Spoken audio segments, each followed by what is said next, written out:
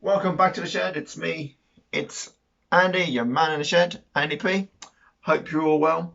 So today we're going to give you my review of WWE Fastlane 2021. So the day after everybody else gives their opinion, I am going to give you mine. Obviously it's the view that you all are quite clearly going to be interested in. Hopefully by now you've all seen the pay-per-view, enjoyed it, did enjoy it, let me know in the comments later. So, the pre-show, I have to be honest here, I don't watch the pre-show because why would you watch the pre-show? There's a good chance you're going to have to sit through some Charlie Crusoe, and that. To look at, she's fine, but you don't really want to have to listen to her talk. Although I do understand that she may have lost her job for some reason in WWE. That's a shame. Can't think why. Maybe because she has no relevance to wrestling. She's just a pretty face. Anyway, let's go through the results then. So on the pre-show, we had Riddle taking on Mustafa Ali. Didn't see it. Like I say, it went on for just over 9 minutes. Riddle and Ali are both very, very good wrestlers. Ali, of course, the leader of his cult sort of following. But at the end, of course, he went against them and they turned on him. Who knew? So then we get on with the main show itself. And for me, the match I was hoping was actually going to be on the pre-show was the women's tag team titles. Now, let's just get rid of these things. They really are irrelevant. And I also feel that to put the number one contender or Rumble winner and the SmackDown Women's Champion as a tag team, we don't need that. We don't need them being a team. They should be, I'm better than you, I'm better than you, I'm better than you, in a more competitive way. Don't really like Nia Jax. Shayna Baszler, she was supposed to be this MMA fighter. While she doesn't have the same mystique, shall we say, that Ronda Rousey had, and she certainly doesn't have the same sort of wrestling ability. It was actually an alright match though, to be fair. Quite enjoyed it. Bit of to-in and throw-in. Ending was pretty predictable, pretty rubbish. But what can you do? So Nia Jax and Shayna Baszler are still champions. Who knew? I did actually predict before on my preview show. If you haven't seen it, go back and watch it. I think I did predict that no titles would change hands. Wow, there's a sort of a theme occurring here. Then we had the Intercontinental match. It was a singles match between the champion Big E and Apollo. Now this was actually a good match, and I actually stated that this could be one of the best matches of the night. It was alright.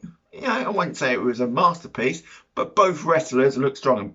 Let's be fair, looking at them, the muscle bound whatever, they certainly are strong. Apollo, not quite sure about the Nigerian accent. This is the thing. Do you remember a few years ago, it's going back, 10, 15 years now, you used to get this letter. I personally have had one. Apparently, I am related to some prince in Nigeria, and if I pay, can't remember how much it was now, a couple of £100 by bank transfer, it will enable me to have half of my inheritance of something like £17 million. Now imagine if we all were to say, oh yeah, that'd be great. There's someone in Nigeria who has got very rich through not really telling the truth. Who knew? I think this prince that Apollo may be related to could be the same man. Who knows? There's a conspiracy theory there, people. Let's put that one out there to the world. Let's see what the world thinks of it. Anyway, yeah, so it looked like it was going to be a double pinfall. Apparently, Big E won the fall. Who knew? It was an alright match. It wasn't a masterpiece. Then it was supposed to be Braun Strowman against Shane McMahon. Now, earlier on in training, not really sure what Adam Pearce was up on the apron here. Maybe he's a trainer as well as, I don't know, general manager, stroke, whatever. Anyway, Shane McMahon hurt his knee. Well, fortunately, he found Elias and Jackson Waker. And they both came to the ring and he done his diddling sort of thing to say, yeah, I'm in the ring. And yeah, it was then, oh yeah, by the way, you're now taking my place, you're fighting Elias. Then Elias' music hit, but like my son Luke said, you can't hear his music because they turned the crowd up too loud. As if they would be cheering this. You know, it's Braun Strowman. You know it's going to be a squash match. It was a squash match. It was okay though. You know, they could have given Elias a little bit more, but it was okay.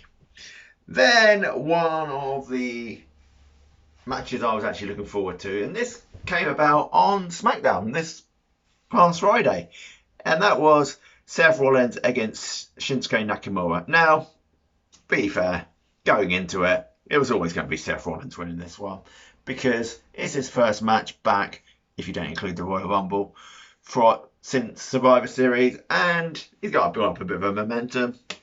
But Shinsuke put on a good show as well. Shinsuke is a fabulous wrestler.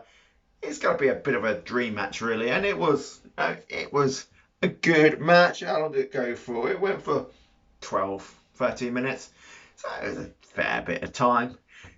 It was a good match. I enjoyed it, to be fair. Then we had a no-holds-barred match between Drew McIntyre and Sheamus, which Drew McIntyre won, which he was going to win because he's going to WrestleMania to try and defeat the almighty Bobby Lashley. Good luck there, Drew. You know, under here, you know, I'm shaped very similar to Bobby Lashley. You're not sure what Bobby Lashley looks like? Go and look him up on the internet. Make him white. Put some hair on him. Pair of glasses. You basically got me. Anyway, there you go. And if you do know what he looks like, you're now thinking, you're right, Andy. Yeah, so it was a no-hold-bar match. They went about. One thing I was surprised about, Luke also mentioned this, was how far away those screens were from the actual ring. You know, they look a lot nearer on the TV. But there you go. It was a good match. Obviously, Drew won it in the end. But, you know, I have to say, when he takes shots, because his skin is so white, it certainly shows up on Sheamus. Almost the same. His chest was almost the same colour as his bright red hair. Then we had the intergender match. Oh, I wonder what's going to happen here.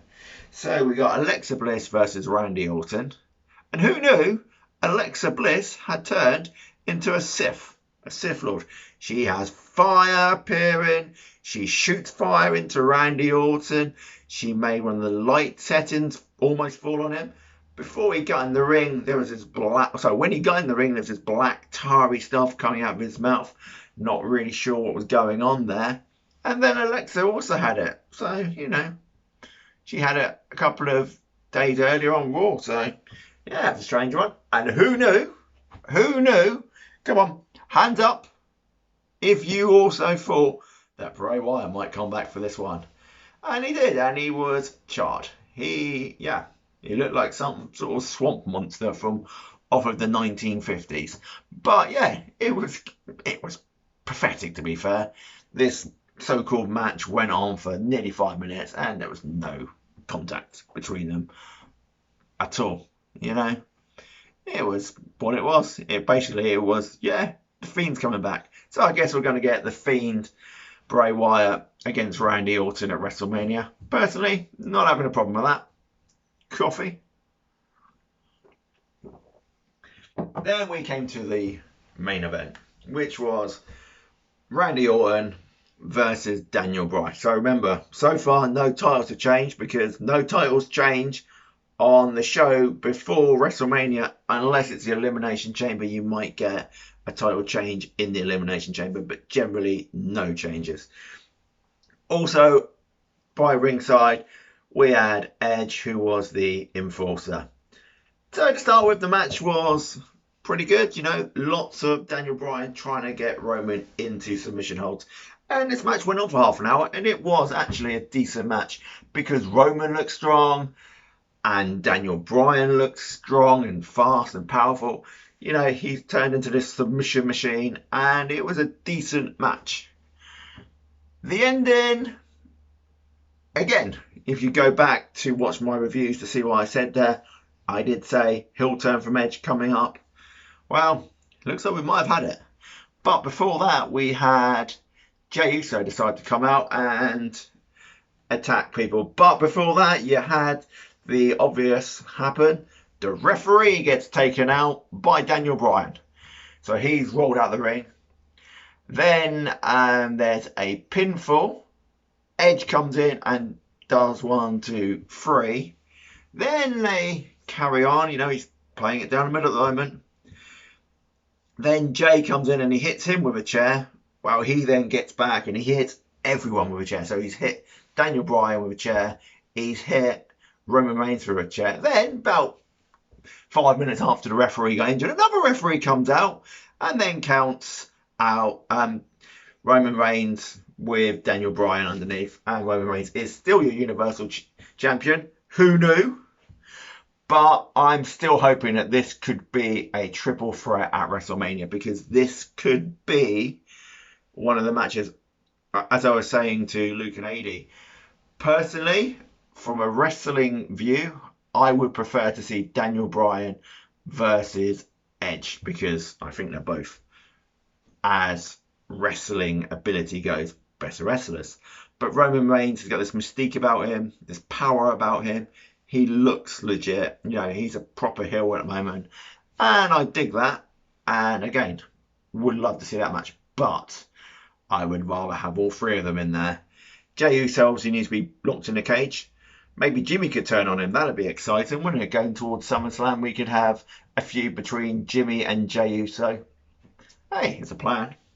But anyway, if you did watch Fastlane, which I'm sure some of you, certainly the ones I will message this to, I'm sure would have seen it. You right, Bland? And Josh, I'm sure you did. Then, you know, give us a thumbs up. Give us your review. Tell me if you think what I said was right or not right. You know, we're all entitled to our views. I hope you enjoyed it. Hope you're staying safe. Today, being Tuesday, the 23rd of March, 2021, is 1 year since the initial lockdown in the UK. So it's a bit of a moment. It's also my wife's birthday, bless her. But so, happy birthday there. Anyway, hope you're all well, staying safe. Let's get some thumbs and some likes, and I'll see you, pals.